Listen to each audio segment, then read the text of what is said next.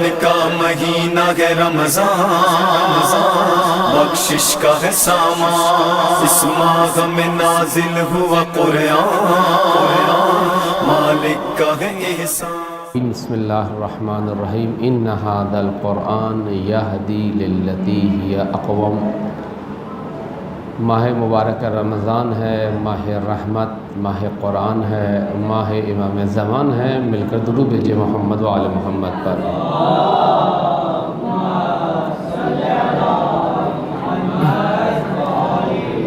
ایک قرآن اگر مجھے لا دیں، ایک قرآن لا دیجیے۔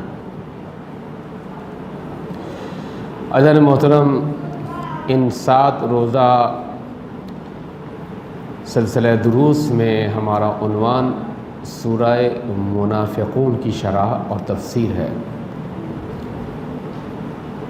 سورہ منافقون کا انتخاب کیوں کیا گیا ہے؟ بہت ساری صورتیں ہیں کہ جن پر ہم گفتگو کر سکتے ہیں۔ سورہ منافقون کو منتخب کرنے کی کیا وجہ ہے؟ سب سے پہلے سوال یہ ہے، وَإِلَّا ہم یہ عرض کریں کہ قرآن کو کوئی بھی سورہ لے لیں، چونکہ سورہ منافقون ایک خاص آئیڈیالوجی کو بیان کرتا ہے اور اس آئیڈیالوجی اور نظریے کے تحت ایک خاص عمل کی نشاندہی کرتا ہے۔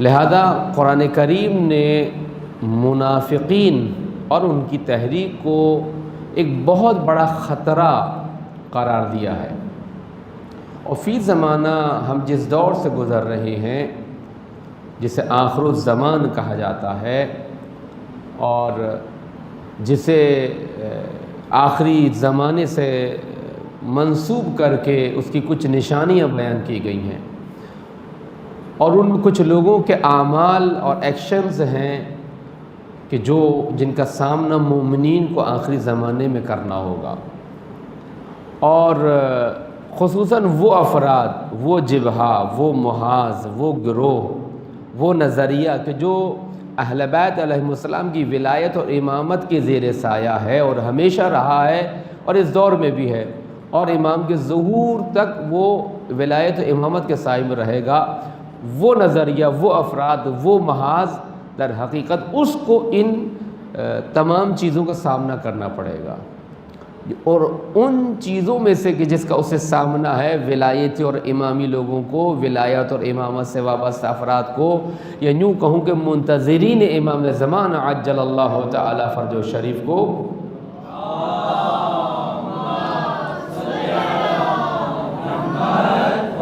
ان میں سے ایک منافقین ہیں، منافقانہ تحریک ہے، اور یہ تقریباً ہر دور میں رہے ہیں۔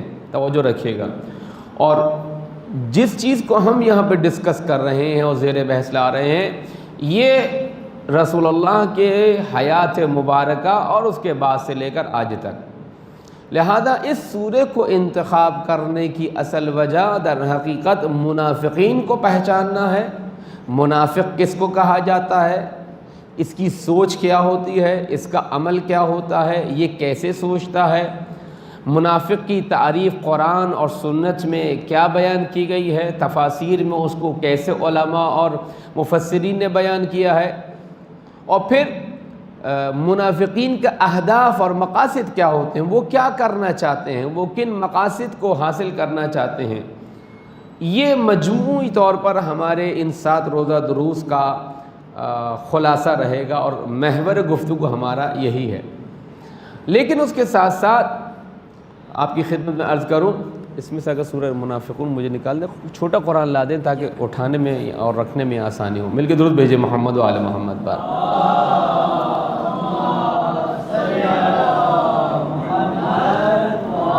بس اس سورے کو منتخب کرنے کی وجہ ہم نے بتائی تاکہ ہم منافقین کو پہچانیں، ان کی علامتیں ہیں، پھر ان سے آشنا ہو کر ان کی نیت، ان کی آئیڈیالوجی، ان کے عمل، ان کی تحریک، ان کے مقاصد سے آشنا ہو کر فی زمانہ اس کو دیکھیں کہ کون ہمارے مد مقابل ہے۔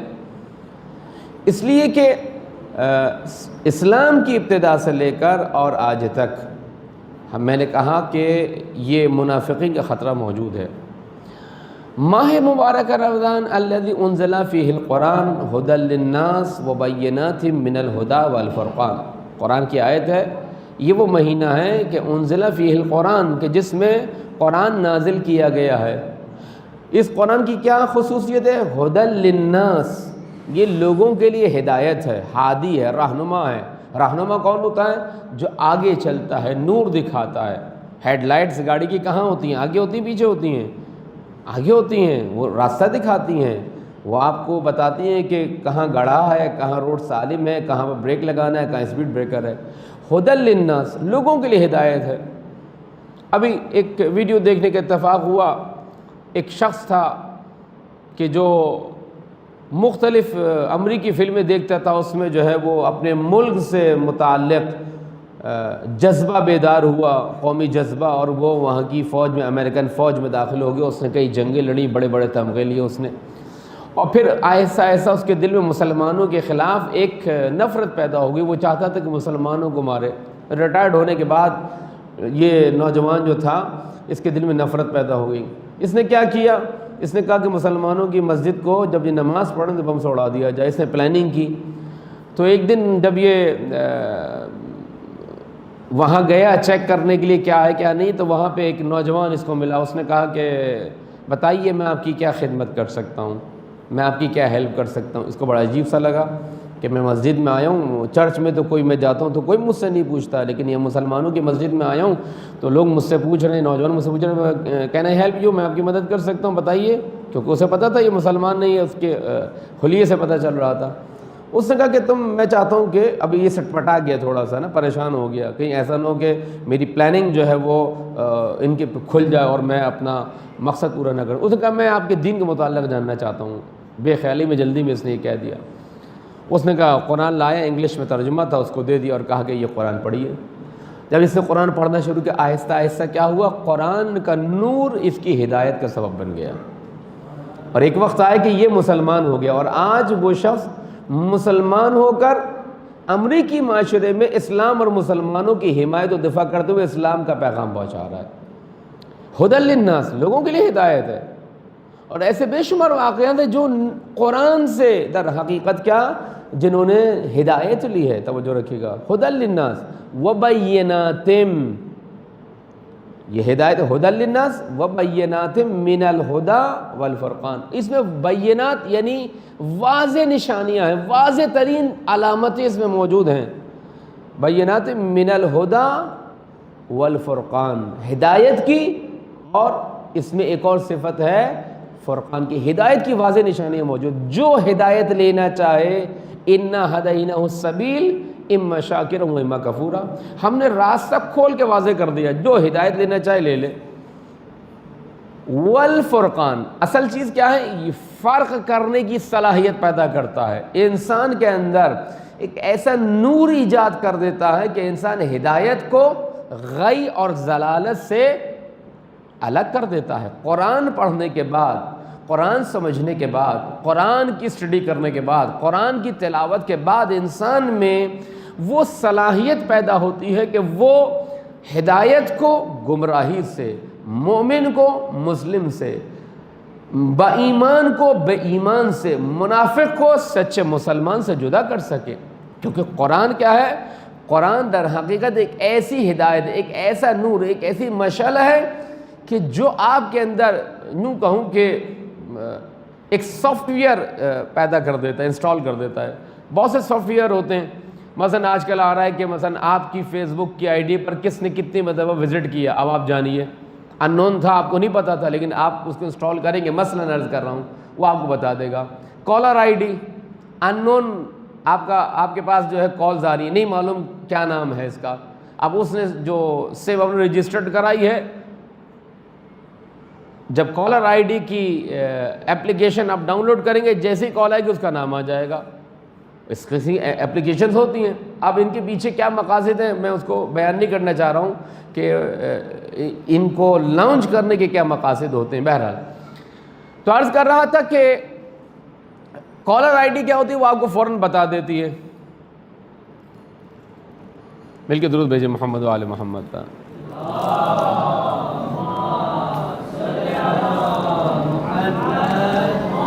اسی طریقے سے قرآن کا اگر توجہ رکھیے گا، قرآن کا سافٹ ویئر اگر ہماری روح میں انسٹال ہو جائے تو ہمارے اندر فرقان کی صلاحیت پیدا ہو جائے گی۔ فرقان یعنی فرق کرنا، ڈفرینشیٹ کرنا، ڈفرنس کو الگ الگ کرنا۔ ڈفرنس یعنی فرق، ہم کہیں گے یہ مومن ہے، یہ منافق ہے، یہ صحیح العقیدہ ہے، یہ غلط العقیدہ ہے، یہ حقیقی منتظر ہے، یہ حقیقی منتظر نہیں ہے، یہ سچا عزادار ہے، یہ سچا عزادار نہیں ہے، یہ سچا شیعہ ہے، یہ سچا شیعہ نہیں ہے، یہ مسلمان ہے، یہ غیر مسلمان ہے، یہ صحیح العقیدہ پکا مسلمان ہے، یہ ضعیف عقیدہ کا گچا مسلمان ہے۔ یعنی در حقیقت کیا قرآن وہ ایک ایپلیکیشن انسٹال کر دے گا کہ اس کے بعد آپ کے اندر وہ صلاحیت پیدا ہو جائے گی۔ مل کے درود بھیجیے محمد وآل محمد پر۔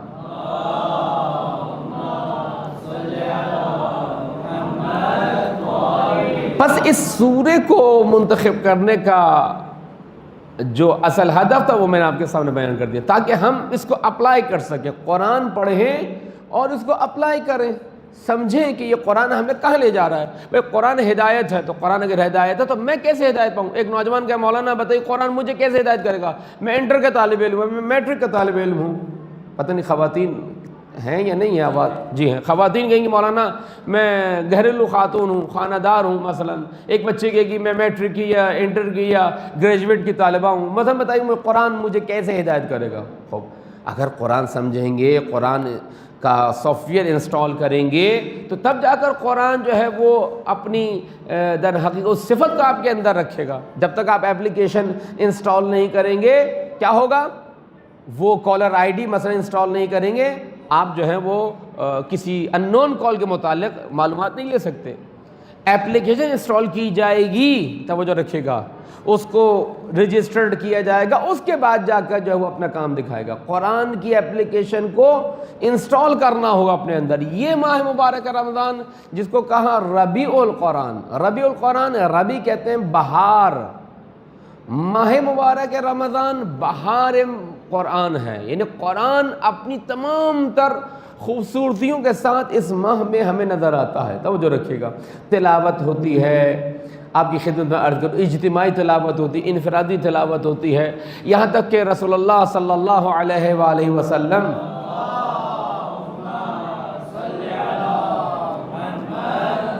ارشاد فرماتے ہیں کہ جس شخص نے اس ماہ میں ایک آیت کی تلاوت کی گویا اس نے تمام دوسرے مہینوں میں پورے قرآن کا ثواب حاصل کیا۔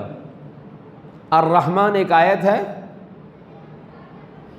صحیح، آپ ایک آیت پڑھیں گویا آپ نے 10 پڑھی، آپ کو 10 قرآن کا ثواب مل گیا۔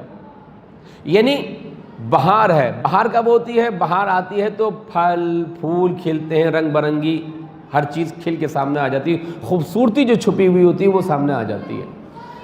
ماہ مبارک رمضان، انہیں خدا کہہ رہا ہے قرآن اتنا حسین ہے، اتنا جمیل ہے، اتنا خوبصورت کلام ہے کہ تم اسے پڑھو، اس کی ایک آیت پڑھنے کا ثواب اس ماہ میں ایسا ہی ہے کہ جیسے پورے دوسرے مہینوں میں پورے قرآن کو ختم کرنے کا ثواب ہے۔ اب خدا کہہ رہا ہے شوق دلا رہا ہے، ثواب کے ذریعے سے خدا نے شوق دلایا ہے۔ خدا یہ نہیں چاہتا کہ صرف آپ کے الرحمن الرحمن الرحمن آپ نے تسبیح لی اور تسبیح پڑھ دی، مولانا مجھے تو 50,000 قرآن کا ثواب مل گیا۔ ثواب مل گیا، توجہ رکھیے، الرحمن الرحمن الرحمن الرحمن، اب آپ تسبیح پڑھ رہے ہیں، علم القرآن علم القرآن علم القرآن اہدنا الصراط المستقیم اہدنا الصراط المستقیم۔ بھائی مولانا آج میں نے 100 مرتبہ یہ آیت پڑھی، بہت اچھا، ماشاءاللہ جزاک اللہ بیٹا، مجھے 100 قرآن کی تلاوت کا ثواب مل گیا، بہت اچھا ہے۔ لیکن کیا خدا صرف یہی چاہ رہا ہے مسلمان اپنے آپ کو صرف یہی کہہ کے ختم کر لے؟ وہ افطاری کے لیے کیوں نہیں کہتے؟ ٹھنڈا پانی رکھا ہو گلاس میں، آپ کہیں ماشاءاللہ تھوڑا سا پی لیتا ہوں، باقی جو ہے وہ ثواب مل جائے گا۔ لیکن پانی کے لیے شربت جب ٹھنڈا ہوتا ہے تو پورا گلاس پیتے، پھر 2 پھر 3 اور پھر 4 بھی مانگتے ہیں، 4تھا گلاس بھی پیتے، کیوں؟ کیونکہ پتہ ہے کہ اندر پیاس ہے، اندر تڑپ ہے، پانی آپ کا جگر مانگ رہا ہے، آپ کی باڈی پانی مانگ رہی ہے۔ تو وہاں پہ آپ یہ نہیں کہتے کہ تھوڑا سا پانی پیتا ہوں اور بقیہ جو ہے وہ اللہ کے سپرد کر دیتا ہوں۔ تو خدا کہہ رہے ہیں جب اپنی باڈی کے لیے، اپنے جسم کے لیے تم ایک گلاس پہ اکتفا نہیں کرتے، گرمی کے موسم میں بعض اوقات نماز سے پہلے افطار کر لیتے ہو، اذان ہوئی جلدی سے کھجور ڈالا اور بسم اللہ کہہ کے اللہم لک صمت وعلی رزقک افطرت وعلیک توکلت، یہ کہہ کے تم نے جلدی سے شربت پی لیا، امی اور دیں 2 گلاس دیں 3 گلاس دیں، اور 3 گلاس پی لیتے ہیں۔ وہاں کیوں نہیں کہتے کہ بس تھوڑا سا پی لیے ثواب مل جائے گا؟ اور کیونکہ وہاں کیا ہے، بھوک لگ رہی ہے، پیاس لگ رہی ہے، توجہ ہے، سارے دن بھوکے رہے، کوئی حرج نہیں انسان پیے۔ لیکن کیا خدا کہہ رہے جس طرح تمہاری روح کا، تمہارے جسم کا ایک نظام ہے، تمہاری روح کا بھی ایک نظام ہے، لہذا یہ جو میں نے شوق دلایا ہے ثواب کے ذریعے سے، تاکہ اس قرآن کی اہمیت اور امپورٹنس تمہارے دل میں رہے، نہ یہ کہ میں کہوں الرحمن علم القرآن، بس میں یوں کہوں اور 10 دفعہ دن میں آیتیں پڑھوں، ثواب ضرور مل جائے گا لیکن مقصد پورا نہیں ہوگا۔ مقصد کیا ہے؟ مقصد یہ ہے کہ قرآن، جب آپ یہ سوچیں گے یار ایک آیت کا ثواب اتنا ہے کہ گویا پورے دوسرے مہینوں میں پورے قرآن کا ثواب ہے، تو یہ قرآن کیا ہے؟ اس مہینے کیوں ہمیں کہا گیا ہے؟ تو کوشش یہ کریں کہ اس مہینے قرآن پڑھیں اور توجہ سے پڑھیں اور ترجمہ پڑھیں، تاکہ قرآن جو ہے وہ اپنا حقیقی رنگ ہمیں دکھا سکے، وہ انسٹال ہو سکے، اور ان بقیہ 24 دنوں میں جو باقی رہ گئے ہیں اس میں ہم قرآن کے سافٹ ویئر کو انسٹال کر سکیں، تاکہ ہم میں ہدایت آ سکے، ہم میں قرآن کی واضح نشانیوں کی طرف توجہ آ سکے، اور آپ کی خدمت میں عرض کروں ہمارے پاس فرقان آ سکے، فرق کرنا آ سکے۔ میٹرک کا طالب علم ہو کہہ کہ مولانا میں نے قرآن پڑھا، مثلا اچھائی برائی نیکی بدی پازیٹیو نگیٹو، مجھ میں فرق کرنے کی صلاحیت آ گئی ہے۔ انشاءاللہ جب ہم گفتگو کریں گے تو پھر آپ دیکھیں گے کہ ہم جب گریجولی اور بتدریج اس کو لے کے چلیں گے تو اس سے آپ خود محسوس کریں گے کہ قرآن ہمیں کس طرح درجہ بدرجہ آگے ہدایت کی طرف لے کے چلا جاتا ہے۔ اسٹوڈنٹ ہو، خاتون خانہ ہو، جاب کرنے والے افراد و نوجوان ہوں، کوئی بھی زندگی سے کسی بھی شعبے سے تعلق رکھنے والا ہو، مولا متقین حضرت امام علی ابن ابی طالب علیہ الصلوۃ والسلام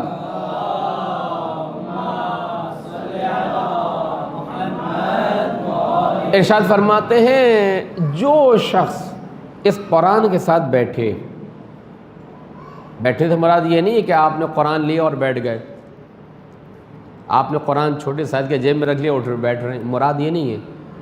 جو شخص اس قرآن کے ساتھ بیٹھے، یعنی سیٹنگ کرے، یعنی نشست کرے، یعنی پڑھے، یعنی اسٹڈی کرے، یعنی سمجھے۔ اسٹڈی کرنا کسے کہتے ہیں؟ اسٹڈی ریڈنگ کو نہیں کہا جاتا، توجہ رکھیے گا۔ آپ اپنے دوست کے ساتھ کمبائن اسٹڈی کرتے ہیں، آپ ہی نہیں کہتے ہیں امی میں ریڈنگ کرنے جا رہا ہوں، آپ کیا کہتے ہیں؟ میں اسٹڈی کرنے جا رہا ہوں، جس کو اردو میں کیا کہتے ہیں؟ مطالعہ کرنا، ٹھیک ہے نا؟ آپ کیا کہتے ہیں؟ اسٹڈی کرنے، کمبائن اسٹڈی کریں، گروپ اسٹڈی ہوتی ہے نا، گروپ ریڈنگ نہیں ہوتی، ریڈنگ سب کو آتی ہے، A B C D E F G H I J K L M N P Q R S T U V W X Y Z تک سب کو آتی ہے۔ سی کار کو کیر کو نہیں پڑے گا، کور کو نہیں پڑے گا، کار کو کار پڑے گا، ٹھیک ہے نا؟ بی او بائے کو بوائے پڑے گا، بائے نہیں پڑے گا، بی نہیں پڑے گا، کچھ بھی نہیں پڑے گا، سب کو پڑھنا آتی ہے۔ آپ بھی نہیں کہتے کہ میں ریڈ نہیں کرنے جا رہا ہوں، آپ کیا کہتے ہیں؟ میں اسٹڈی کرنے جا رہا ہوں۔ اسٹڈی اور ریڈنگ الگ ہوتی ہے۔ ریڈنگ جسٹ پڑھنا ہے، قرأت کرنا ہے، پڑھنا ہے، دیکھ کر مثلا یہ کیا لکھا ہے، الف بے پے تے سے جیم چے ہے خے دال، مثلا یہ سب کو آتی ہے، الف بے اے بی سی ڈی سب کو آتی ہے۔ اصل چیز کیا ہے؟ اصل چیز ریڈنگ اور قرأت نہیں ہے، اصل چیز اسٹڈی کرنا ہے۔ اسٹڈی کرنا کیا نہیں؟ جب آپ کہتے ہیں ہم قرآن کو اسٹڈی کر رہے ہیں، ہم کمبائن اسٹڈی کے لیے جا رہے ہیں، میں اپنے دوست کو اسٹڈی کرنے جا رہا ہوں، یعنی سمجھنے جا رہا ہوں، کچھ چیزیں مجھے آتی، کچھ چیزیں اسے آتی ہیں، ہم آپس میں ایک دوسرے کے سامنے رکھتے ہیں کہ بھئی یہ چیز میں سمجھاؤں، یہ چیز تم سمجھو، یہ چیز مجھے سمجھ میں نہیں آئی تم مجھے سمجھا دو، وہ چیز جو تمہیں سمجھ میں نہیں میں سمجھا دوں۔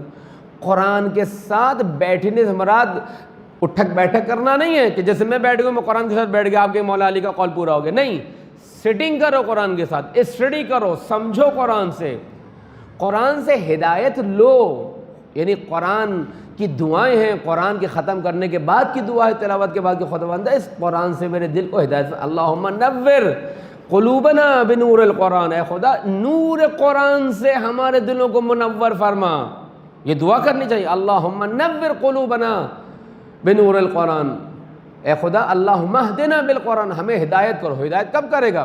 ہدایت جب کرے گا جب قرآن اوپر ہوگا، جب قرآن سامنے ہوگا، جب ہیڈ لائٹ جیسے آگے ہوتی ہیں گاڑی کی، وہ روشنی دیتی ہیں، بتاتی ہیں آپ کو۔ قرآن وہ نور الہی ہے کہ جس کو آگے رکھا جائے، سر کے اوپر رکھا جائے، ہدایت لی جائے، اس کو امام اور ہادی اور رہنما قرار دیا جائے، تو یہ جب جا کے ہدایت کا سبب بنے گا۔ مولا علی فرماتے ہیں کہ جو شخص قرآن کے ساتھ بیٹھے گا، جب بھی وہ کھڑا ہوگا 5 منٹ 10 منٹ آپ نے قرآن پڑھا، اسٹڈی کی، قرأت نہیں، ریڈنگ نہیں، اسٹڈی کی، سمجھا ترجمے کے ساتھ، یہ قرآن 2 کام کرتا ہے، توجہ رکھیے گا ہمیشہ۔ جب بھی آپ ایک آیت لیں، چاہے 5 منٹ کے لیے ایک آیت پہ غور کریں، اس پہ تھنکنگ کریں، سوچیں، غور و فکر کریں، جب بھی آپ کھڑے ہوں گے 5 منٹ آپ قرآن بند کریں، آپ کے اندر ایک صلاحیت پیدا ہو جائے گی۔ مولا علی فرمانے 2 کام کرے گا، یا تمہارے ایک کمال اور نیکی کو بڑھا دے گا، یا تمہارے ایک عیب اور نقص کو کم کر دے گا۔ توجہ رکھیے گا، قرآن کا اعجاز یہ ہے کہ قرآن در حقیقت کیا کرتا ہے؟ خوب جیسے پیناڈول ہوتی ہے، سر میں درد ہو رہا ہے، امی پیناڈول دے دیں۔ وہ پیناڈول کیا ہے؟ پیناڈول کیمیکل کا، مختلف کیمیکلز کا مجموعہ جس کو ایک ٹیبلٹ کی شکل میں دے دیا گیا ہے۔ یہ جب پانی کے ذریعے آپ کھاتے ہیں تو یہ آپ کے خون میں شامل ہو جاتا ہے، معدے میں جاتا ہے، خون میں شامل۔ یہ کیمیکل کیا کرتا ہے؟ یہ کیمیکل مثال کے طور پر جو آپ کے اندر درد ہے اس کو کم کر دے گا، آپ کے اندر تکلیف ہے، جلن ہے، جو بھی بیماری ہے، مثلا عرض کر رہا ہوں، ٹھیک ہے نا، بخار ہے، اس کو کم کر دے گا۔ لیکن اگر آپ قرآن کو، آپ ٹیبلٹ کو اٹھائیں اور کہیں ماشاءاللہ کتنی اچھی خوبصورت پیکنگ میں ہے، بہت اچھی ہے، کیا آپ کا سر کا درد یا بخار کم ہو جائے گا؟ جی نہیں ہوگا۔ آپ اسے چومیں، آنکھوں پہ لگائیں، سبحان اللہ جناب فلاں کمپنی نے کتنی اچھی پیکنگ میں جو ہے نا یہ ہمیں ٹیبلٹ دی ہے، آپ صحت مند ہو جائیں گے؟ ہو جائیں گے؟ جواب دیں، نہیں ہوں۔ اچھا ایک کام کریں کہ اس پیکٹ کو دھو کے پینا شروع کر دیں، پلاسٹک کے پیکٹ میں ہوتی ہے نا، اس کو پانی میں ڈال دیں، اس کا پی لیں، جناب پانی سے میں نے اس کو دھو کے پی لیا ہے۔ نہیں، کب صحت مند ہوں گے؟ جب اسے کھائیں گے، وہ آپ کے معدے میں جائے گا، معدے سے خون میں جائے گا، خون سے پھر وہ آپ کی بیماری کو کم کرے گا۔ امام علی یہ کہہ رہے ہیں قرآن وہ شفا ہے، قرآن وہ دوا ہے، وہ دوا ہے کہ جب تک اسے اپنی روح میں نہیں اتارو گے یہ اپنا رنگ نہیں دکھائے گا، اپنا اثر نہیں دکھائے گا۔ اور یہی ظاہری قرآن کی تلاوت اتنا معجزہ آسا ہے کہ اس کو معجزہ کہا ہے نا رسول اللہ کا، تا قیامت معجزہ ہے یہ قرآن، کہ اصحاب چھپ چھپ کے تلاوت سنتے تھے۔ بہت سارے اصحاب اسی قرآن کو سننے کی وجہ سے جو ہے مسلمان ہو گئے، واقعات بھرے پڑے، صرف قرآن سننے کی وجہ سے، صرف ظاہری تلاوت۔ انہوں نے کوئی تفسیر نہیں سنی، انہوں نے کوئی باقاعدہ کوئی کسی محفل میں نہیں بیٹھے، صرف سنا ظاہری قرآن میں، کیونکہ سمجھتے تھے نا، عرب تھے، عربی سمجھتے تھے، لہذا وہ جب قرآن سنا تو وہ قرآن ان کے اندر اتر گیا۔ 2 شخص تھے، وہ دونوں جو ہے نا وہ چھپ کے آئے، ایک اس طرف سے سن رہا تھا، ایک دوسری طرف سے سن رہا تھا۔ اچھا چھپ کے سنتے تھے، کوئی ہمیں دیکھ نہ لے، کوئی پکڑ نہ لے، سختی بھی تھی مکے میں۔ رسول اللہ ان کے اصحاب جب تلاوت کرتے تھے جب بہت ہی خوبصورت لہجے میں تلاوت کرتے تھے، اسی لیے ہے کہ تلاوت کرو تو خوبصورت لہجے میں کرو، اذان دو تو کوئی نوجوان اذان دے جو خوبصورت لہجے میں اذان دے تاکہ لوگ کھنچ کر آئیں۔ کتنی اچھی قرأت ہے وہ نوجوان کہ جو مثال کے طور پر جو مداحی کرتے ہیں، منقبت خوانی کرتے ہیں، نوخوانی کرتے ہیں، ان کو چاہیے کہ قرأت قرآن سیکھیں۔ کتنا اچھا ہو کہ خداوند عالم نے آپ کو ایک خوبصورت آواز اور ہدیہ دیا ہے، آپ اس کو تلاوت قرآن میں بھی استعمال کریں، صرف منقبت خوانی کے لیے نہیں، صرف اہل بیت کے لیے اشعار نہیں، بلکہ قرآن کے لیے بھی استعمال، کیونکہ قرآن اور اہل بیت ایک دوسرے سے جدا نہیں ہیں۔ حیف ہے کہ ایک منقبت خواں، ایک نوحہ خواں، ایک اچھی آواز والا ساری زندگی جو ہے وہ نوحے پڑھتا رہے، منقبت خوانی کرتا رہے، لیکن تلاوت قرآن نہ سیکھے، اور پھر جب سیکھے گا تو پھر دوسرے بچوں کی لیے شوق کا سبب بنے گا۔ تو مولا علی نے کہا قرآن 2 کام کرتا ہے، یا وہ تمہارے کمال کو زیادہ کر دے گا، یا وہ تمہارے ایک نقص و عیب کو کم کر دے گا۔ اب کون سا قرآن؟ جو قرآن سمجھا جائے، پڑھا جائے، روح میں اتارا جائے۔ جب بھی آپ قرآن پڑھیں گے یہ دو صفت آپ کے اندر ایجاد ہوں گی، یا آپ مورال آپ کا ہائی ہو جائے گا، یا نیکیوں اور بدیوں سے متعلق، برائی سے متعلق اپنے آپ کو ڈیفینڈ کرنے، ان سے لڑنے، ان سے لڑ کر حق تک پہنچنے کا جذبہ آپ میں بیدار ہو جائے گا۔ مل کے درود بھیجیے محمد و آل محمد پر۔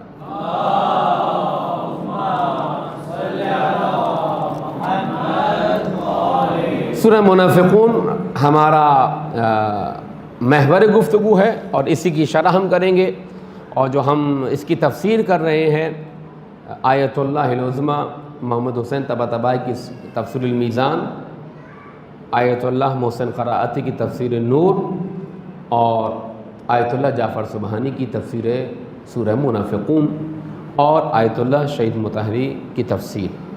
ان چار تفاسیر سے اور کچھ درمیان میں بندہ حقیر کا کلام ہوگا جو آپ کی خدمت پیش کروں گا۔ مقصد کیا ہے، ہم کیوں سورہ منافقین کو فوکس کر رہے ہیں، تاکہ ہم میں یہ صلاحیت پیدا ہو کہ ہم جو آخری زمانے میں امام کے لیے کوشش کر رہے ہیں، جہاد کر رہے ہیں، اپنے نفسوں کو پاک کر رہے ہیں اس امام کے لیے کہ ہم اس کے سپاہی ہیں، ہم میں بھی صلاحیت پیدا ہونی چاہیے۔ ابھی جس بچے نے جو خوبصورت اشعار پڑھے، کیا تھے وہ اشعار؟ شروع کا شعر کیا تھا؟ ہم انتظار فرج میں قرار ڈھونڈتے ہیں۔ آغا پناہیان علی رضا پناہیان اس وقت اسلامی جمہوریہ ایران کے نظریہ پرداز شخصیات میں سے ایک ہیں، نوجوانوں انتہائی محبوب ہیں، رہبر کے بہت قریبی ترین افراد میں شمار کیے جاتے ہیں، یونیورسٹیز میں رہبر کی طرف سے نمائندے بھی ہیں۔ وہ کہتے ہیں کہ اس ماہ مبارک رمضان کو امام زمانہ کی یاد کے ساتھ گزارو، کیونکہ ہر روز مستحب ہے، ہر روز ایک دعا پڑھنا مستحب ہے جو امام کی طرف سے بھی تائید شدہ ہے، امام زمانہ کی طرف سے بھی اور روایات میں بھی۔ وہ کون سی دعا ہے جی؟ دعائے افتتاح، جا کے پڑھیے، اس کا ترجمہ پڑھیے۔ اس میں کیا ہے کہ امام زمانہ سے متعلق بات کی گئی، یعنی ہر روز شب میں افطار کے بعد، دیکھیں میکینزم کتنا اچھا ہے۔ جب آپ افطار کر رہے ہوتے ہیں، پانی پینے کے لیے طلب ہوتی ہے نا، شربت رکھا ہے پی لوں ٹھنڈا ٹھنڈا، اسلام نے کیا کہا 3 سیکنڈ کی دعا پڑھو، اللہم لک صمت وعلی رزقک افطرت وعلیک توکلت، 3 سیکنڈ کی دعا۔ اچھا، جب افطار کر لیا، کھانا کھا لیا، آرام کر لیا، 9 ساڑھے 9 بجے آ جاؤ، کس لیے دعا افتتاح پڑھنا، 15 منٹ کی دعا۔ دیکھیں افطار کا موقع تھا، اب یہ کس نے کہا؟ آیت اللہ محسن قرائتی نے کہا۔ یعنی اسلام کیا کرتا ہے؟ ذہنی سطح کو دیکھتے ہے، آپ کی پوری توجہ شربت پہ، پانی پر ہے، کہا کہ 3 سیکنڈ کی دوڑ، بسم اللہ پڑھو، افطار کر لو۔ اب کھانا کھا لیا، آرام کر لیا، 15 منٹ کے لیے آ جاؤ خدا کی بارگاہ میں، کیا کرنے خدایا؟ دعا افتتاح پڑھ دیں، امام زمانہ کو یاد کرو۔ اچھا، اب کھانا کھا کے سو گئے، سحری کے لیے اٹھے، تو آدھے گھنٹے کے لیے دعا کی کتاب کھول لو۔ اب آرام بھی ہو چکا ہے، سحری بھی معذرت چاہتا ہوں، کھانا بھی ہو چکا اور افطار بھی ہو چکا، آرام بھی کر لیا، اب اٹھو سحری کے لیے، سحری کھانے سے آدھا گھنٹہ پہلے اٹھ جاؤ، دعائے ابو حمزہ پڑھو۔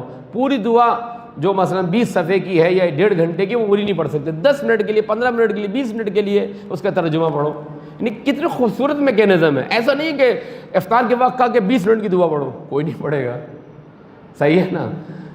افطار کے وقت 3 سیکنڈ، افطار کھانے کے بعد 15 منٹ، اور اس کے بعد کہا کہ جتنا بھی تمہیں موقع میں ایسا رہا ہے دعا پڑھو، یعنی اس خوبصورت طریقے سے۔ تو وہ کہتے ہیں امام زمانہ کی یاد جو ہے وہ باقی رہنی چاہیے۔ امام زمانہ، آیت اللہ کشمیری فرماتے ہیں کہ ہر روزہ تمہارا امام زمانہ کی یاد سے ہونا چاہیے۔ جب بھی افطار کرو، لقمہ آپ نے اٹھایا تو کہتے ہیں نخرے کرو خدا سے۔ کیسے نخرے کرو؟ خداوندہ تو نے کہا تھا روزہ رکھنے کو، روزہ کھولو، لیکن جب تک تو میری حاجت نہیں دے گا، یہ بہت بڑے آیت اللہ گزرے ہیں، وہ کہتے ہیں جب تک تو میری حاجت نہیں دے گا میں روزہ نہیں کھولوں گا۔ کیا حاجت ہے؟ میرے ماں باپ کو صحت دے، مجھے امام کا سوائے بنا، میرے ایمان کو مضبوط کر دے، میں مثلا امتحان میں کامیاب ہو جاؤں، مثلا جو بھی حاجت ہے، خلوص سے، دل سے، ٹوٹے دل کے ساتھ، اور پھر بسم اللہ کہہ کے دعا کریں۔ چونکہ مہمان کا احترام میزبان پر واجب ہوتا ہے، خدا نے ہمیں مہمان بنایا اس مہینے میں اور خود میزبان ہے، تو وہ ہماری دعا ضرور سنے گا۔ امام زمانہ کی یاد جو ہے وہ باقی رہنی چاہیے، لہذا تلاوت قرآن کریں، 1 صفحہ 2 صفحہ، 1 پارہ 2 پارہ، 1 آیت 2 آیت امام زمانہ کی والدہ کو ہدیہ کر دیں، یہ امام زمانہ کی والدہ کی طرف سے امام زمانہ کو ہدیہ کر رہا ہوں، یہ حضرت علی اصغر کی طرف سے مثلا ان کی والدہ کو ہدیہ کر رہا ہوں، یہ مولا علی اکبر کی طرف سے مثلا میں امام حسین کو ہدیہ کر رہا ہوں۔ بیٹھے بیٹھے قل واللہ احد پڑھیں، آپ ہدیہ کر دیں، مثلا حضرت قاسم کی طرف سے امام حسن کو ہدیہ کر رہا ہوں۔ کتنا آسان کام ہے، اس میں کوئی حل بیل نہیں لگتے، آپ بیٹھے ہوئے آپ قل واللہ احد پڑھتے رہیں۔ یہ امام زمانہ کی والدہ کی طرف سے امام زمانہ کی خدمت میں، مولا عباس کی طرف سے ان کی والدہ حضرت ام البنین کی خدمت میں، آپ دیکھیں کہ آپ کے اندر ایک نورانیت پیدا ہوگی، توجہ، کیونکہ دو جب معصوم کو لے کر آ رہے ہیں اور پھر ان کے ساتھ ان کے شہزادوں کو یا شہزادیوں کو لے کر آ رہے ہیں تو ایک خاص نورانیت پیدا ہوگی۔ تو یہ قرآن ہے اور یہ قرآن ہدایت کرتا ہے۔ مل کے درود بھیجیں محمد و آل محمد پر۔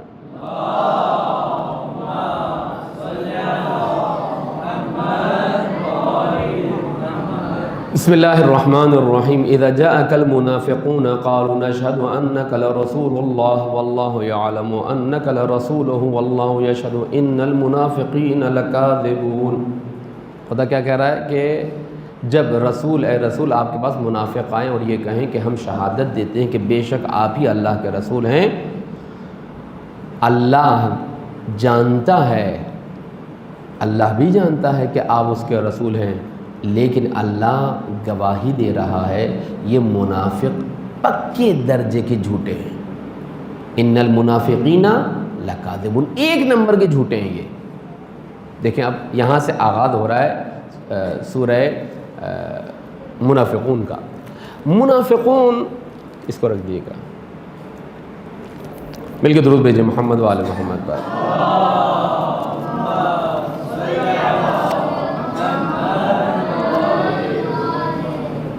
62واں سورہ، معذرت چاہتا ہوں،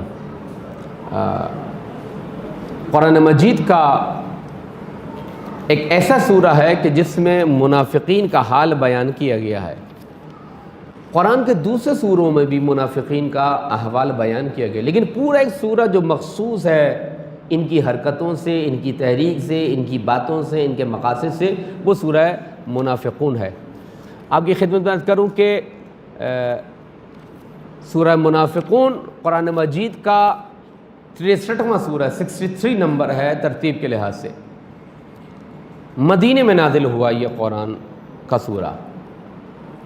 منافق کسے کہا جاتا ہے؟ منافق کہا جاتا ہے دو چہرے والے انسان کو، جس کی دو زبانیں ہوں، منہ پہ کچھ ہوتا ہے، پیٹھ پیچھے کچھ ہوتا ہے۔ دو چہرے، یعنی آپ کے ساتھ ملے گا تو بہت خوش اخلاقی کے ساتھ، ملنساری کے ساتھ، جب اکیلے جائے گا تو ایک اور چہرہ، ایک اور زبان، ایک اور رویہ، ایک اور بیہیویئر ہوگا، وہ آپ کی برائی کرے گا، تفرقہ ڈالے گا ہمیشہ۔ اس کو کہتا ہے دو چہرے والا انسان، دو زبانیں والا انسان۔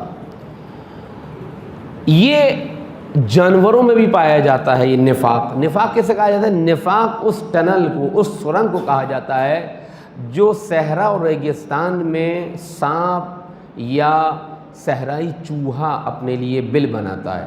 ایک دروازہ وہ ہوتا ہے کہ جہاں سے وہ آتا جاتا ہے، صحیح، غذا لی، آیا، بل میں چلا گیا، پھر غذا لینے گیا، پھر بل میں آ گیا۔ سب جانتے ہیں کہ یہ اس کا دروازہ ہے، اگر پکڑا جائے گا یہیں سے پکڑا جائے گا۔ لیکن یہ اتنا چالاک ہوتا ہے کہ اس نے ایک اور خفیہ دروازہ بنایا ہوا ہوتا ہے، ایک سرنگ کے ذریعے سے کیا ایک اور جگہ پر دروازہ نکالتا ہے کہ اگر کہیں خطرہ ہو، پکڑا جاؤں، بھاگنے کا موقع ملے، کیا کروں میں؟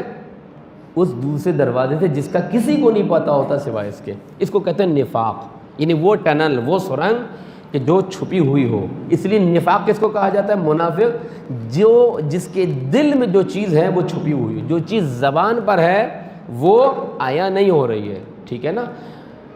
لہذا منافق کون ہے؟ منافق وہ شخص ہے کہ جو ظاہر میں اسلام کا، ایمان کا اظہار کرتا ہے، لیکن دل میں کیا کرتا ہے؟ دل میں ادھر حقیقت اپنے کفر کو چھپاتا ہے، اپنے نفاق کو چھپاتا ہے، ظاہر میں یہ شو کر رہا ہوتا ہے کہ وہ مثلا آپ کی خدمت میں عرض کروں کہ وہ بہت مومن انسان ہے۔ مثلا آیت اللہ محسن قرآتی نے اپنی تفسیر میں 4 قسم کے انسانوں کا تذکرہ کیا ہے کہ 4 قسم کے لوگ ہیں کہ جو اس دنیا میں پائے جاتے ہیں۔ ایک قسم کے وہ لوگ ہیں جو دل سے بھی پکا ایمان رکھتے ہیں، قلبی ایمان، اور پھر اس ایمان پر عمل بھی کرتے ہیں، جو ان کی ڈیوٹیز اور وظیفہ ہوتا ہے اس پہ عمل بھی کرتے ہیں۔ یہ حقیقی اور سچے مومن کہلاتے ہیں. ایمان بھی راسخ و پختہ، عمل بھی اس کے مطابق راسخ و پختہ، بالکل ایکوریٹ اسلام کی تعلیمات، شریعت اور مجتہد کی تقلید کے مطابق. پہلی بات تو یہ ہو گئی. یہ کون ہے؟ قلبی مسلمان ہے اور عملی بھی مسلمان ہے، پکے مسلمان. دوسرا گروہ کون سا ہے؟ دل میں تو ایمان ہے لیکن عمل نہیں کرتے. ارے مولانا پردہ کیا کرنا، بچی کو کیا پردہ کرائیں، نماز کچھ نہیں، بس دل میں بس علی کی محبت رکھ لو کافی ہے. اس قسم کی باتیں سننے کو ملتی ہیں. بس لا الہ الا اللہ محمد رسول اللہ علی ولی اللہ کہہ دیے کافی ہے. دل میں بہت محبت ہے مولا علی سے، رسول اللہ سے، اللہ کو مانتا ہے کہ کافر نہیں ہے لیکن عمل نہیں کرتا، پڑھی نماز نہیں پڑھی، یہ فاسق ہے. فاسق ہے، فاسق العمل. فاسق العمل یعنی عمل کے میدان میں ہی ڈھیلا ہے، عمل نہیں کرتا، اس کو فاسق کہا جائے گا. وہ مومن ہے جو دل سے بھی ایمان لاتا ہے اور عمل سے بھی عمل کرتا ہے، ٹھیک ہے نا، اپنے عمل سے بھی ظاہر کرتا ہے. وہ مومن واقعی ہے، حقیقی سچا مومن ہے. دوسرا کون سا ہے؟ فاسق ہے، یعنی دل میں ایمان ہے لیکن عمل میں عمل نہیں ہے، ظاہر میں عمل نہیں ہے. تیسرا گروہ کون سا ہے؟ جو قلبی طور پر ایمان نہیں رکھتا لیکن ظاہر میں اسلام کا اور مومن ہونے کا اعلان کرتا ہے. یہ منافق ہیں. توجہ رکھیے گا، دل میں ایمان نہیں ہے لیکن ظاہر میں شو ایسا کرے گا بہت بڑا مسلمان ہے، بہت بڑا عزادار ہے، بہت بڑا امام کا ماننے والا ہے، بہت بڑا مثلا خدا کا اور رسول اللہ کی تعلیمات پر عمل پیرا ہونے والا ہے. اب یہ کون ہے؟ یہ منافق ہے. اور چوتھا انسان کون سا ہے؟ یہ چوتھا گروہ کون سا ہے کہ جو نہ قلبی طور پہ ایمان رکھتا ہے نہ ظاہری طور پہ ایمان رکھتا ہے. اس کو کہتے ہیں کافر، اس کو کہتے ہیں کافر. بس یہ چار قسم کے لوگ ہیں جن کا واسطہ ہمارے سامنے ہے. اور پھر میں نے بتایا کہ انشاءاللہ ہر موقع پر ہم آخری زمانے سے متعلق ضرور گفتگو کریں گے جو امام زمانہ کا زمانہ ہے، کیونکہ ہم ان کے اس وقت امتی کہلائیں گے. امام زمانہ کل یوم ندعو کل اناس بامامہم، ہم ہر شخص کو اس کے امام کے ساتھ بلایا جائے گا، ہمیں امام زمانہ کے ساتھ بلایا جائے گا. توجہ رکھیے گا. لہذا ہمیں بہت چوکنا رہنا ہے. اس زمانے میں منافقت بہت ہے، جھوٹ بہت ہے، دروغگوئی بہت ہے، دھوکہ بہت ہے، فریب بہت ہے. کیسے پہچانے کہ در حقیقت یہ اپنا ہے یا غیر ہے؟ اچھا اس کا مطلب یہ نہیں ہے کہ آپ نے کہا اچھا منافق کی یہ علامتیں ہوتی ہیں تو اب کیا ہے، اب آپ نے مثلا آپ کو دوست آیا، اب آپ اسے یوں دیکھ رہے ہیں، سر سے پیر تک دیکھ رہے ہیں، یہ منافق تو نہیں ہے. ایک ہمارے جاننے والے تھے، وہ قاضی تھے، یعنی جج تھے. خوب جج کا کام کیا ہوتا ہے؟ کسی کی بات پہ یقین نہیں کرتا. آپ کا دوست بھی ہوگا نا، آپ پہ بھی یقین نہیں کرے گا. سچا جو قاضی ہوتا ہے، جج ہوتا ہے، وہ کہتا ہے میرے لیے دونوں ایکول ہیں، آپ میرے دوست ہیں، یہ میرا دشمن ہے. جب عدالت کے کمرے میں آ گئے دونوں ایکول ہیں. میں نہ آپ کی بات سنوں گا نہ آپ کی بات سنوں گا. جو حقیقی جج ہوگا، آج کل کے ججوں کی بات نہیں کر رہا ہوں، اسلام نے جو جج کا تصور دیا ہے قاضی کا. تو کچھ عرصے بعد انہوں نے قاضی کے عہدے سے استعفیٰ دے دیا. کہا کیوں؟ کہنے لگے پتہ نہیں مجھ میں ایک عجیب سی صفت پیدا ہو گئی تھی، میں ہر شخص کو شک کی نگاہ سے دیکھتا تھا. اب کیا ہوا؟ اب آپ نے منافق کی علامتیں پڑھ لی، اب آپ اپنے دوست پہ اپلائی کرنے شروع کر دیں. بھائی یہ منافق تو نہیں ہے، یہ منافق تو نہیں ہے، یہ منافق تو نہیں. یہ چیز نہیں ہونی چاہیے. ہر شخص کو اس طرح کرائٹیریا کو لے لینا کہ جناب یہ منافق تو نہیں ہے. اسے اچھا اس کی ایک بات منافق سے مل رہی تو یہ حتماً منافق ہے، نہیں، یہ بھی درست نہیں ہے. کسی کے بارے میں اس کی ایک حرکت دیکھ کر، ایک بات دیکھ کر آپ وہ حکم لگا دیں، نہیں یہ بھی درست نہیں ہے آپ کے لیے. چنانچہ یعنی وہ انشاءاللہ اس کو بتائیں گے اپلائی کیسے کریں گے ان سافٹ ویئر کو. جب ہم نے انسٹال کر لیا اپنے اندر کہ دیکھیں کون منافق اور منافق نہیں، اس کو اپلائی بھی کرنا ہے. اس کو اپلائی کرنے کا ایک میدان ہے. انشاءاللہ مل کے درود بھیجیں محمد وآل محمد پر.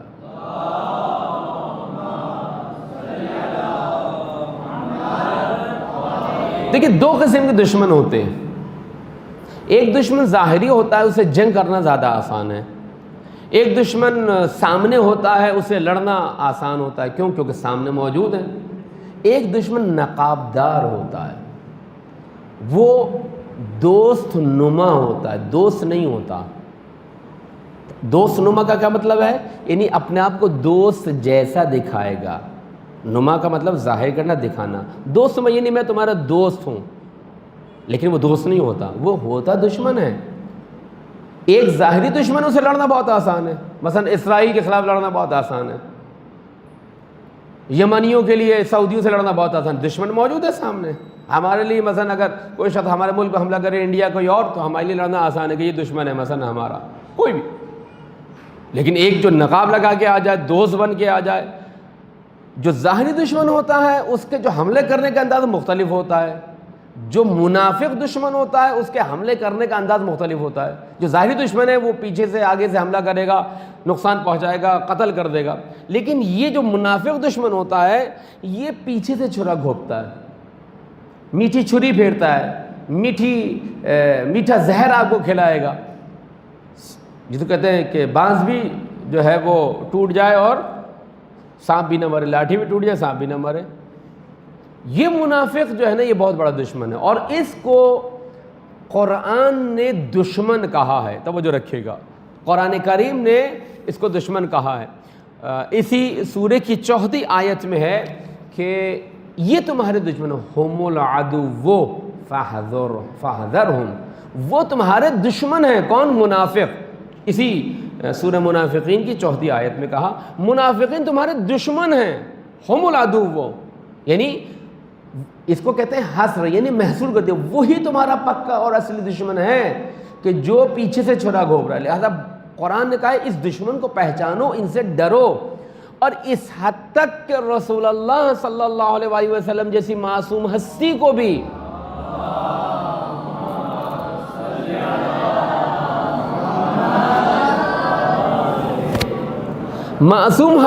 خدا کہہ رہا ہے کہ ان سے ڈرو، یہ بہت نقصان پہنچا سکتے ہیں۔ توجہ رکھیے گا۔ لہذا یہ منافق ہیں، 4 گروہ ہیں۔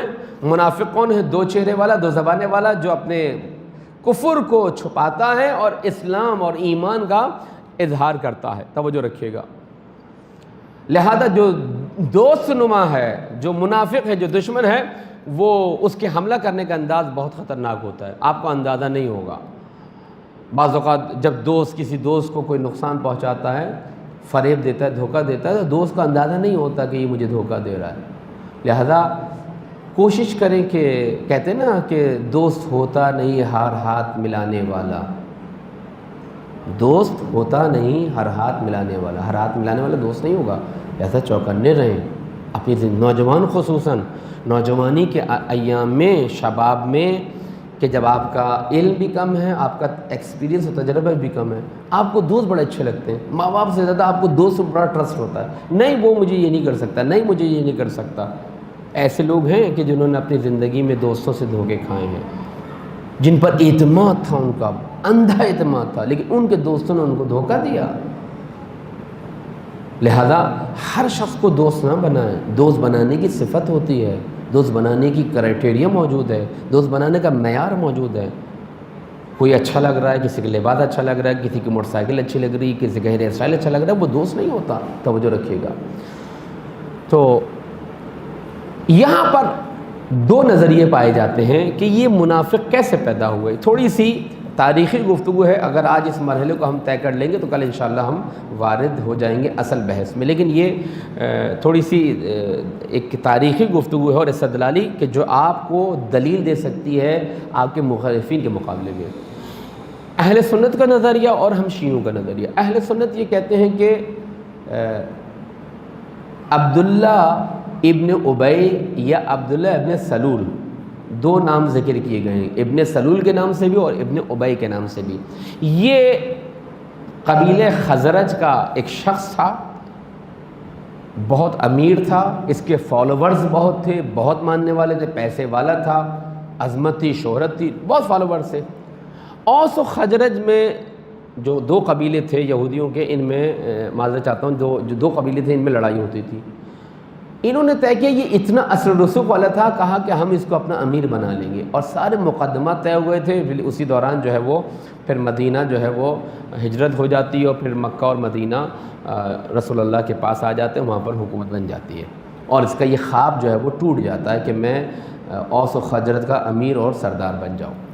یہ شخص کہتے ہیں کہ یہ اور اس کے فالوور جو تھے منافق تھے۔ اہل سنت یہ کہتے ہیں کہ جو منافقت کی تحریک ہے وہ ہجرت کے بعد سے شروع ہوئی ہے اور رسول اللہ کی وفات تک، ٹھیک ہے نا۔ ان تقریباً 10 یا 11 سال رہے ہیں یہ منافق۔ رسول اللہ کی رحلت ہو گئی، وفات ہو گئی، یہ سب جو ہے منافق ختم ہو گئے۔ ہم کہتے ہیں نہیں، اہل تشیع کا عقیدہ یہ کہتے ہیں کہ جس طرح مدینے میں جب مسلمانوں کی حکومت بن گئی تو یہ اقلیت میں آ گئے۔ منافقت کہاں جنم لیتی ہے؟ جہاں پہ انسان کا زور نہیں چلتا، اور جہاں پہ زور چل رہا ہے، مکے میں کیوں نہیں چلا؟ مکے میں کفار اور مشرکین زور میں تھے، طاقت میں تھے، غلبے میں تھے، مسلمان اپنے ایمان چھپاتے تھے، تقیہ کرتے تھے، وہاں منافقت نہیں تھی۔ توجہ رکھیے گا، وہاں پر کافر جو ہے پاور میں تھے، حکومت میں، گورنمنٹ میں تھے، دباتے تھے، مارتے تھے، قتل و غارت کرتے تھے، شکنجہ دیتے تھے، وہاں منافقت نہیں تھی۔ جیسے ہی رسول اللہ نے ہجرت کی مدینے، اور مدینے جا کے اسلامی گورنمنٹ کی بنیاد رکھی، وہاں جو لوگ تھے عبداللہ ابن ابی، عبداللہ ابن سلول جیسے افراد، یہ اقلیت میں آ گئے۔ اب انہوں نے کہا کہ ہماری دال نگلنے والی، انہوں نے کیا کیا؟ انہوں نے آ کر اسلام کا اظہار کر دیا، کیونکہ یہ چاہتے تھے کہ اس مقام تک پہنچیں، اپنے مقاصد کو حاصل کریں، اور اس تک پہنچنے کے لیے یہ کھلی دشمنی نہیں کر سکتے تھے، لہذا انہوں نے اسلام کا لبادہ اوڑھ لیا، لا الہ الا اللہ محمد رسول اللہ کہہ کر کلمہ شہادتین جاری کر دیا۔ اہل سنت یہ کہتے ہیں کہ یہ گروہ جو تھا، یہ جو ہے یہی صرف منافق ہے، اس کے علاوہ کوئی اور نہیں ہے، اور ان کا ٹائم پیریڈ یہ بھی بہت محدود ہے۔ کیا ٹائم پیریڈ ہے؟ ایک ٹائم پیریڈ یہ ہے کہ رسول اللہ کی ہجرت سے شروع ہوا اور رسول اللہ کی رحلت پہ ختم ہو گیا۔ ہم نے کہا نہیں، ایسا نہیں ہے، بلکہ فتح مکہ کے بعد بہت سے مسلمان جو مسلمان ہوئے وہ منافق تھے۔ اب میں یہاں پر نام نہیں لوں گا، تاریخی بحث ہے، اس میں جائیے اور آپ پڑھ لیں گے کہ کون لوگ تھے جو زبردستی مسلمان ہو گئے، جو آخر وقت تک رسول اللہ سے لڑ رہے تھے، آخر وقت تک جن کی تلواریں نیام میں نہیں گئی تھیں، کہا کہ ہم محمد اور اس کے کلمے اور اس کے دین کے خلاف لڑتے رہیں گے۔ لیکن کیا ہوا کہ جب رسول اللہ اپنی شان و بان اور عظمت کے ساتھ ہوئے اور کہا کہ آج جو ہے معافی کا اعلان ہے، جو گھروں میں ہیں وہ گھروں میں معاف کر دیا، اب یہاں پر جو لوگ طاقت میں تھے وہ مغلوب ہو گئے، انہوں نے کہا اب ہم محمد سے جنگ نہیں کر سکتے، اب منافقت کے ذریعے سے محمد سے جنگ کریں گے۔ اور ہم یہ کہتے ہیں کہ دلیل کیا ہے آپ کے پاس؟ وہ دلیل یہ کہتے ہیں بھائی رسول اللہ چلے گئے اس دنیا سے، نبوت ختم ہو گئی، لہذا ان کی منافقت بھی ختم ہو گئی، کیونکہ وہ رسول اللہ کے مقابلے میں تھے، رسول اللہ ختم ہو گئے۔ مثلا دو ٹیمیں ہوتی ہیں، میدان میں اترتی ہیں، ایک دوسرے کو شکست دیتی ہے، غالب آ جاتی ہے، کامیاب ہو جاتی ہے، ٹرافی لے لیتی ہے، ایک ہار جاتی ہے۔ لیکن جیسے ہی میدان سے نکلے، دوستوں جیسے آپ کرکٹ کھیلتے ہیں، محلے کے ہیں، لیکن کیا ہے وہ سامنے والی ٹیم میں ہے، آپ اس ٹیم میں ہیں، ایک دوسرے سے کانٹے کا مقابلہ ہوتا ہے، لیکن جب جیت جاتے تو ہاتھ ملاتے، گلے ملتے ہیں۔ تو منافقین بھی ایسے ہی تھے، رسول اللہ کے مقابلے میں آئے تھے، رسول اللہ چلے گئے، منافقت ختم ہو گئی، ختم ہو گیا۔ ہم کہتے ہیں نہیں، وہی چیز جو مدینے میں منافقت کی پیدائش کا سبب بنی، وہی چیز مکے میں بھی پیدائش کا سبب بنی ہے۔ اب اس بڑی تفصیل میں اس میں جانا نہیں چاہتا۔ واقعہ کیا ہے اس آیت، اس سورہ کا شان نزول؟ شان نزول کیا ہوتا ہے؟ یعنی بیک گراؤنڈ۔ بیک گراؤنڈ کسے کہتے ہیں؟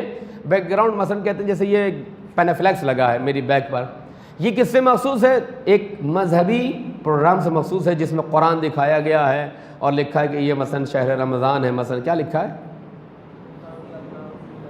ہم نے اس قرآن کو لیلۃ القدر میں اتارا ہے۔ خوب، آپ کے ذہن میں آ گیا یہ مذہبی ہے، آپ اس کو شادی میں نہیں لگائیں گے، کیوں؟ کیونکہ یہ مخصوص ہے قرآن کی محفل سے، ایسا ہی ہے نا؟ اسی طرح شان نزول کیا ہوتا ہے؟ یعنی وہ بیک گراؤنڈ کے جس واقعے کے بعد یہ آیت یا یہ سورہ نازل ہوتا ہے اسے شان نزول کہا جائے۔ جیسے مولا کائنات جب انگوٹھی دی حالت رکوع میں تو آیت نازل ہوئی، انما ولیکم اللہ ورسولہ والذین آمنوا الذین یقیمون الصلاۃ ویؤتون الزکاۃ وہم راکعون، آیت نازل ہو گئی۔ اس آیت کا جو شان نزول ہے وہ مولا علی کا رکوع ہے مسجد نبوی میں۔ اب 6 ہجری کو رسول اللہ کو خبر دی گئی، یہ بس آخری بحث ہے کہ کہاں یہ آیت نازل ہوئی ہے، کل سے انشاءاللہ ہم وارد ہو جائیں گے اصل بحث میں۔ 6 ہجری فتح مکہ، غزوہ بنی مصطلق، رسول اللہ کو خبر دی گئی کہ یہودی جو ہیں اور مشرک جو ہیں وہ آپ پہ حملہ کرنے کی سوچ رہے ہیں، لہذا رسول اللہ قبل اس کی کو حملہ کرتے ایک بڑا لشکر لے کے گئے اور ان کو وہاں پر ختم کر دیا۔ ایک مقام تھا کہ جہاں پہ پانی کا ایک کنواں تھا، جہاں پر بھی پانی کا کنواں ہوتا تھا وہاں سب لوگ جمع ہو جاتے تھے۔ اس کنویں کا نام جو ذکر کیا گیا ہے مریسی، میم رے یہ سواد یہ عین، مریسی، مریسی کنویں کا نام تھا۔ اب یہاں پر رسول اللہ نے ایک جگہ آرام کیا کہ یہاں پانی موجود ہے، یہاں وضو کریں گے، آرام کریں گے اور پھر یہاں سے چلیں گے۔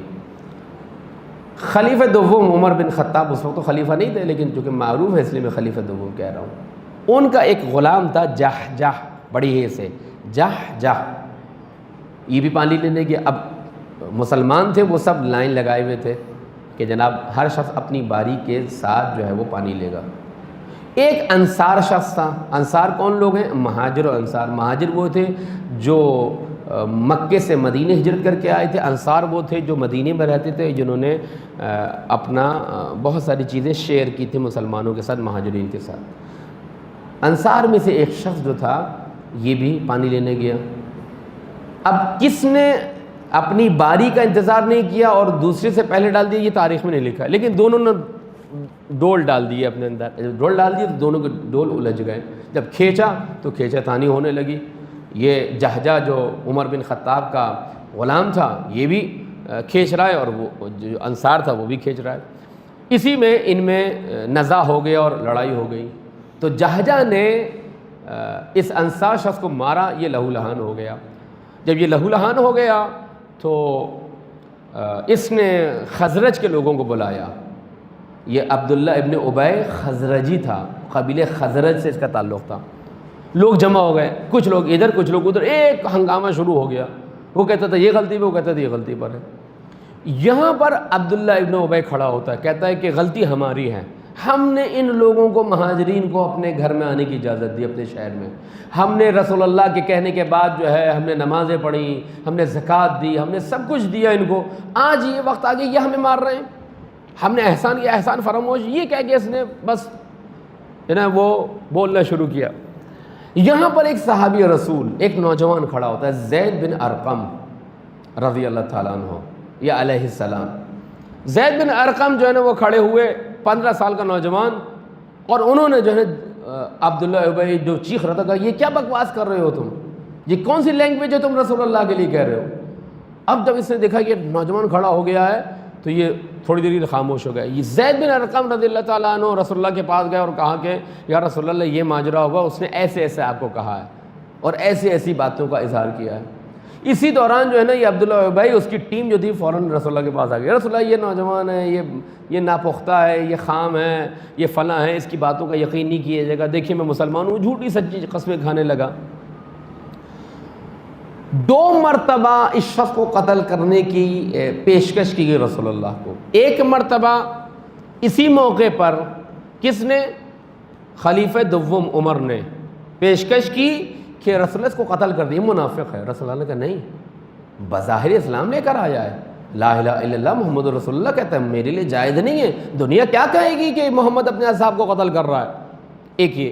ایک اس کا بیٹا عبداللہ تھا، عبداللہ کا بیٹا بھی عبداللہ ہے، عبداللہ بن ابی کا بیٹا عبداللہ ہے، لیکن یہ مضبوط ایمان کا مالک تھا، سچا مسلمان، عاشق رسول، سچا عاشق رسول۔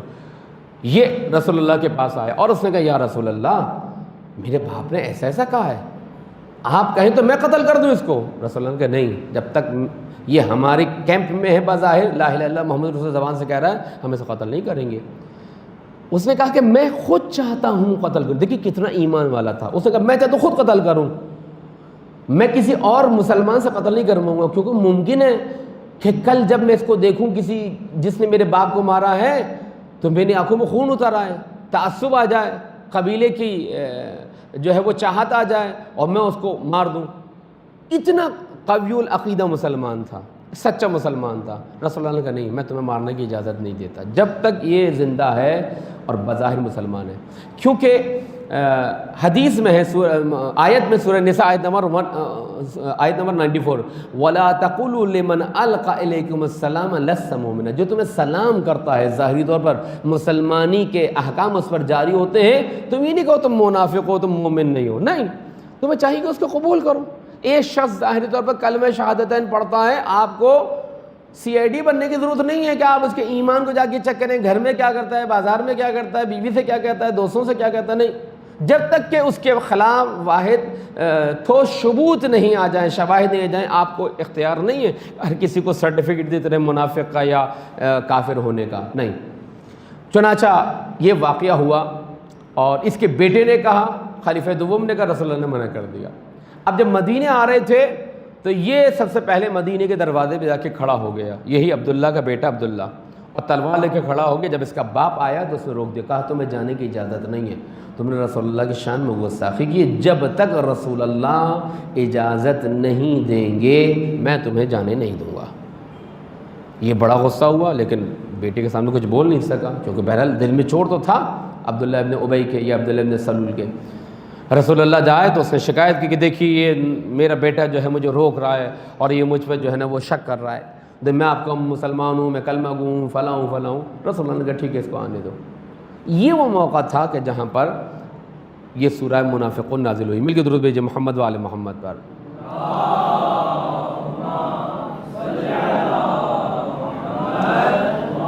اچھا، جب یہ جھگڑا ہوا تھا نا، رسول اللہ کے پاس آئے تھے اور یہ زید بن ارقم بھی آئے اور پھر عبداللہ بن ابی بھی آگے جھوٹی سچی قسم کھانے لگا۔ رسول اللہ معمولاً گرمی کے ٹائم پر حرکت نہیں کرتے تھے، شام ہونے کا رات ہونے کا انتظار کرتے تھے اور پھر چلتے تھے، لیکن اسی وہ رسول اللہ نے کہا کہ گرمی کے موقع پہ چلنا شروع کرو، اپنے سامان سفر باندھ لو۔ سب پریشان، یا رسول اللہ یہ کون سا موقع ہے؟ توجہ رکھیے گا، یہ گرمی کے موسم میں آپ ہمیشہ ٹھنڈے موسم میں چلنے کو حکم دے، غروب کے بعد آج آپ گرمی کے موسم میں۔ رسول اللہ نے کہا حکم دے دیا، اصحاب چلے گئے۔ 2 دن تک یہ قافلہ چلتا رہا، صرف نماز کے لیے رکتے تھے اور بقیہ گرمی میں چلتے تھے۔ لوگ پریشان تھے، واقع رسول اللہ چاہتے تھے کہ یہ جو گفتگو ہوئی ہے، یہ جو نزاع ہوا ہے، یہ لوگوں کے ذہنوں میں رہ جائے۔ غیر معمولی حرکت، روٹین سے ہٹ کر حرکت۔ روٹین کیا تھا؟ ٹھنڈے موسم میں غروب کے بعد حرکت کرتے تھے۔ آج رسول اللہ اتنے ناراض ہوئے اس مسئلے سے کہ آپ آگاہ ہیں کہ یہ منافق ہے، لیکن رسول اللہ کو حکم نہیں ہے کہ وہ ہر کسی پر مثلا انگلی رکھے تم منافق ہو تم منافق، جب تک کہ وہ اپنے نفاق کا اعلان نہ کر دے یا اللہ کی آیت نازل نہ ہو۔ ایک روٹین سے ہٹ کر ایک کام تھا، لہذا لوگوں کے ذہنوں میں رہ گیا کہ رسول اللہ کیا چاہ رہے ہیں۔ اب ہر کے ذہن میں تھا کہ زید بن ارقم اور عبداللہ بن ابی کے درمیان ایک نزاع ہوا تھا، عمر کے مثلا خلیفہ دوم کے نوکر جہجہ میں اور انصار میں ایک پانی لینے کے موقع پر ایک جنگ ہوئی تھی، ایک نزاع ہوا تھا، ایک لڑائی ہوئی تھی، جھگڑا ہوا تھا، رہ جائے۔ اور پھر اس نے کیا کیا کہا تھا، رسول اللہ چاہتے تھے یہ بات رہ جائے۔ جیسے غدیر خم کے موقع پر رسول اللہ نے پالان شتر مانگے، شتر پر بیٹھنے کی جو سواری ہوتی ہے، جو سیٹ ہوتی ہے وہ منگوائی، اس کو پالان کہا جاتا ہے۔ کیوں؟ یہ غیر عادی طور پر رسول اللہ متوجہ کرنا چاہ رہے تھے، تاکہ جب مسلمان گھر جائے گا، کیونکہ عربوں کا کام کیا تھا، صبح اٹھتے تھے پالان کو شتر پہ رکھتے تھے، کام پہ چلے جاتے تھے، شام میں آتے تھے پالان کو اتارتے تھے، آرام کرتے تھے۔ رسول اللہ نے یہ ایک نفسیاتی طور پر ایک حربہ آزمایا، ایک عمل کیا کہ مسلمان اگر غدیر کو بھول بھی جائے کسی وجہ سے، جب پالان شتر رکھے گا اونٹ پر اور جب زمین پہ اتارے گا، کہیں نہ کہیں تو علی کی ولایت یاد آئے گی، کہیں نہ کہیں تو۔ یہی کام رسول اللہ نے یہاں کیا، روٹین سے ہٹ کر گرمی میں چلنے کا حکم دیا۔ سب گرمی میں چلے، اتنا چلے کہ جب رسول اللہ نے رکنے کا حکم دیا تو جب اترے ہیں تو سب زمین پہ گر گئے، پھر کسی سے اٹھا نہیں گیا، اتنے تھک گئے تھے۔ انہیں رسول اللہ چاہتے تھے کہ واقعہ منافقت کا لوگوں کے ذہنوں میں رہ جائے۔ اور پھر مدینے جب پہنچے تو پھر یہ خدمت میں عرض کروں کہ یہ سورہ نازل ہوا ہے۔ مل کے درود بھیجئے محمد و آل محمد پر۔